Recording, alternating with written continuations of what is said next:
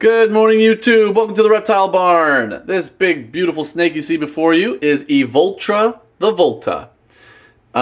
This video was requested by a viewer, asked for just an update on our Volta ball python. So here we go. I'm thrilled to do it. She's doing wonderful. So Evoltra here is a Volta, as I stated, that is also called sometimes a sub-Saharan ball python, which is just a ridiculous, silly name. Common names sometimes just don't make any sense or are not helpful. But regardless, these ball pythons are a locality, which I know is not common in ball pythons, but these guys are the exception. For some reason, the ball pythons from the Volta mountain range in Africa are known to just very regularly reach huge sizes. I have heard verifiable reports of 6,000 gram Volta ball pythons, or even larger. You know, from good reputable people who I don't believe are lying. That's just ridiculously big for a ball python. I know that they pop up every once in a while, but for some reason with Voltas, they just are typically all going to be huge like that. Not necessarily that large, but just larger than normal. Now, the reason that has become a popular thing and that people want them is because for a breeder, your bigger, bulkier girls are going to often lay more eggs.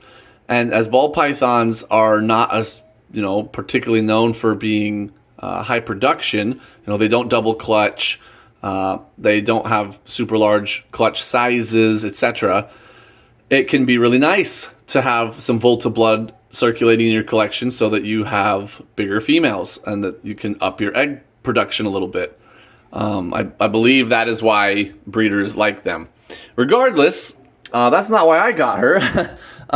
Someone reached out to me and was like, hey, I've got this Volta ball python, an import, and I can't get her to eat. And I heard you have gerbils. And I was like, yeah, I do. So he ended up sending her up to me because he was afraid she was going to starve to death. Apparently, she had not eaten in a year. A year. I know ball pythons can go a long time, but that is extreme. And she was dying. I mean, she was at the end of her life if she did not get some nutrition. I'm just trying to find her head because she's got this big, giant, beautiful head. So, sure enough, I gave her a gerbil, and she took it immediately, and she's recovered. So, at that time that I received her, she was like 1,700 grams. She is now 3,100 grams. So, she has basically doubled in weight since I got her.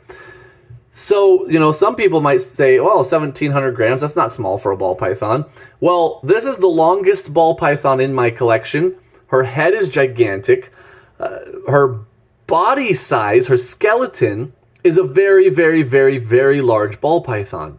So to be only carrying 1,700 grams was just horrifying to see in person. She was skin and bones. I really did think she was just going to die. I didn't think she could possibly make it. Even now, over 3,000 grams, which is very, very decent for a female ball python. You can still see that her spine is still protruding a bit. She's not carrying any extra weight around her belly or anywhere. She is still, to my eye, a skinny ball python, right?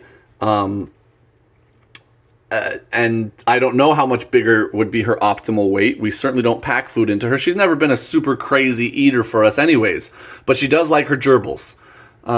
So we are just, I've had her for years and years. Most of that weight she put back on within the first year of having her. And then she kind of plateaued. We broke through that kind of wall, and now she's putting on weight a little bit again. I don't really have her as a breeder. If she wants to breed and lay some eggs, that would be awesome. But we just kind of took her in because the guy was like, she's going to starve to death otherwise. Many of you guys know I don't really like the wild caught trade in reptiles, with a couple of exceptions. Some breeders or organizations really truly are forming legitimate refugia populations, to be used in extreme scenarios in the future to reseed populations in the wild if they go extinct from the wild. That's a very good conservation purpose to keep wild-caught reptiles. But ball pythons, why are we still pulling them out of the wild? I don't know. Regardless, this vlog is not about that. It's kind of special to me because she's my only wild-caught snake that I have, right? Everything else is captive bred, and she's a sweetie. You know, she's kind of sleepy right now. She's not doing much, but she's totally sweet, which to me is just remarkable for a wild-caught snake that lived in the the savannas of Africa or wherever she was from. I guess from the Volta mountain range, to be specific with her.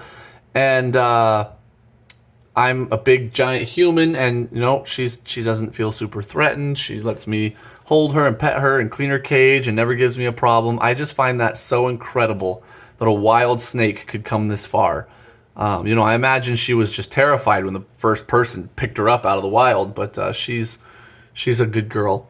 Now, our goal for her, once we move into a bigger place, is actually to have a very, very, very large bioactive enclosure with true tunneling capabilities for her, because she was a wild snake. You know, I hope that she will be happier living in a situation like that, more like what she was used to than just simply a kind of sterile tub situation, right? That's our plan for her long term, is she'll be in a big old awesome display kind of tank, full of live plants and substrate and being able to tunnel and a big water feature and all that good stuff. That's our goal for Evoltra. Not so much breeding her. A couple of times I have thrown in a male, but more trying to stimulate her to eat than anything else. I never have thrown in a male consistently. I don't really want her to get gravid, to be honest, until she looks thicker and girthier. But often I've noticed that our females on a prolonged fast will kind of snap out of it if they get a copulation. And that has been the case. So I've very sparingly used that to try and get her to eat if she's gone a long time without food.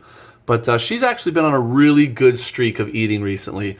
I'm really happy with it. In fact, she's actually taken some frozen thawed gerbils, which was exciting for us. So that is the update on Evoltra the Volta. I'm going to try and one more time get her pretty little face in the camera. Come here, big girl. It's okay. Come here, show us your pretty face. But look at that. Look at that. She's, you know, she's shying away a bit, but I can just kind of reach in and pick her up and even touch her head. She's mostly just interested in curling up. She doesn't like this super bright light over her. But look at that big, sweet, awesome female. I love this snake. You know, maybe in a future video I'll pull out another big ball python that compares to her in weight, and you'll see that her head is significantly larger than the head of a non-Volta ball python that might be the same weight, but just not from that locality, you know. Anyways, that is all for now, guys. I hope that you enjoyed this little update on one of our babies here. And until next time, we're the Reptile Barn.